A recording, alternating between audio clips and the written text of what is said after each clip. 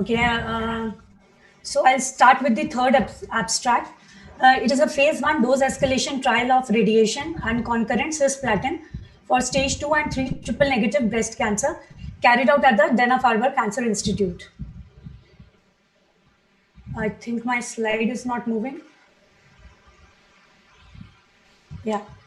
So is my slides moving? Are my slides moving? Yes, they're perfect. You can continue. Okay. So we all know that patients with triple negative breast cancer have a higher rate of loco-regional recurrence when we compare them with hormone receptor positive or HER2 positive disease. Further, it is known that concurrent chemotherapy and radiation has been shown in multiple studies and multiple disease sites to result in better outcomes as compared with radiation alone or with sequential therapy. Cisplatin is known to produce better response rates in triple negative breast cancer, and further its role as a radiation sensitizer makes it a promising treatment protocol for use in concurrent chemoradiation. Now, this was the study protocol. Patients were allowed breast conservation or mastectomy. Both neoadjuvant and adjuvant chemotherapy was allowed, the only condition being that the patients should not have received platinums in their chemotherapy regimens. Radiotherapy was delivered with concurrent weekly cisplatin. Now, because we are looking at the triple negative breast cancer, so hormone receptor negative patients were required, HER2 negative, and any chemotherapy protocol which was used should not have taken platinums into use. The patients, it was looking at locally advanced disease. Therefore, the patients who underwent upfront surgery should have a pathological stage 2 or 3 disease, and patients who underwent neoadjuvant chemotherapy should have a clinical stage 2 and 3, which should not convert into a pathological complete response. These were the eligibility criteria.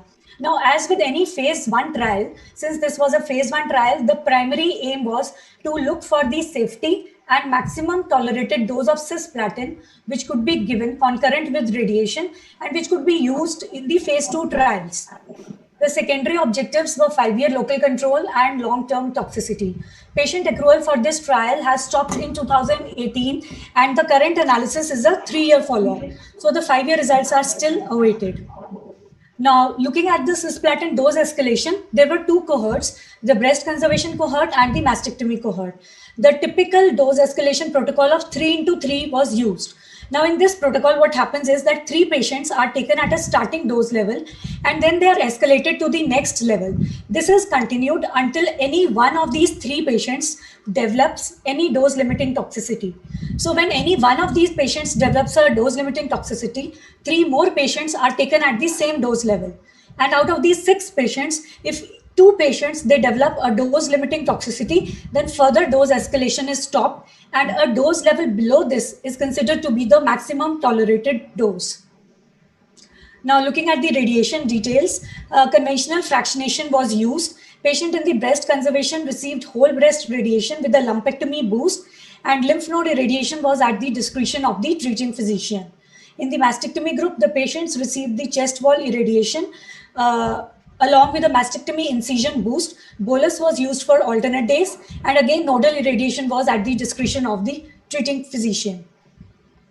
Now, looking at the dose limiting toxicities, the dose limiting toxicities were defined as the toxicities which would lead to the delay, interruption, or reduction in the overall treatment. That means either delay in the cisplatin, delay in the radiation, or reduction in the overall radiation dose. Besides that, grade 3 to 4 skin toxicity, grade 3 and 4 hematological toxicity, and grade 3 and 4 non-hematological toxicity like tinnitus, they were taken as dose-limiting toxicities.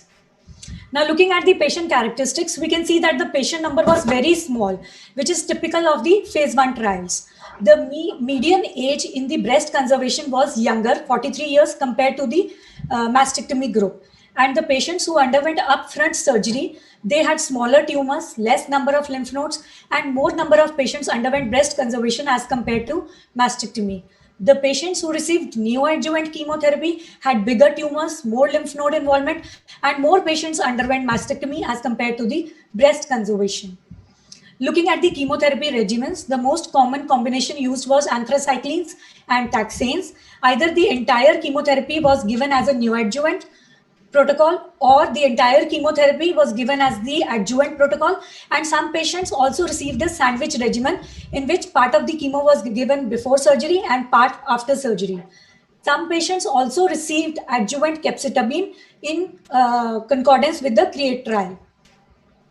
Now, coming to the dose limiting toxicities, in the breast conservation protocol, only one patient developed toxicity at 40 milligram. So the maximum tolerated dose was the maximum, that is 40. In the mastectomy cohort, 2 patients, they developed the dose limiting toxicity, which resulted in delay in cisplatin. So for the mastectomy cohort, a dose below this, that is 30 milligram, was considered to be the maximum tolerated dose. Looking at the treatment disruptions, 2 patients in the radiation had to delay their radiation because one of them was hospitalized for pneumonia and the other was hospitalized for fever and urinary tract infection. Cisplatin was discontinued prematurely in nearly 24% patients. Looking at the toxicity, the most common toxicity was in the mastectomy arm was dermatitis, followed by leukopenia, and followed by diarrhea. None of the patients experienced grade 4 toxicity. Within the BCT arm, again, the most common toxicity was dermatitis, followed by leukopenia. Looking at the DFS at 3 years, in the BCT arm, the 3-year DFS was 72% versus in the mastectomy arm, 62%, because the patient number was very low, very small. Therefore, this does not become statistically significant. 3 patients in the mastectomy arm had locoregional recurrences. Thus, to conclude, they believe that radiation and concurrent cisplatin is well tolerated. The maximum tolerated dose of 30 milligram is considered for the mastectomy cohort and 40 milligram per meter square for the breast conservation arm. The long-term efficacy data, 5-year data, is still awaited, and the sample size was small to make conclusions. However, we note that the optimal regimen for triple negative disease still remains investigational. There is a role of capecitabine in concordance with the CREATE-X trial. Then there is an ongoing ECOG Concurrent trial which tries to compare adjuvant capecitabine versus platinums. The current literature does not support the role of PARP inhibitors or immunotherapy in early breast cancer. And biomarkers will be something to look upon for in the future. Now, my personal viewpoint on the trial is that we know routine use of platinums for systemic treatment has resulted in improved pathological complete response. But this has failed to translate into improved DFS or overall survival. Based on the radiosensitizing property of the platinums and their improved response rate in triple negative breast cancer, concurrent chemoradiation looks promising to look for chemoradiation in future trials. However, we must keep in mind that these breast cancer patients are heavily pre-treated with chemotherapy like anthracyclines and taxanes. So they are greatly predisposed to develop neutropenia and other hematological and neurotoxicity. So addition of cisplatin to concurrent chemoradiation may lead to delay in the radiation, interruptions, or it may lead to overall dose reduction, which might not be good for the breast cancer outcome. So the study needs to be taken with a pinch of salt, and future trials with more number of patients will give us the true results.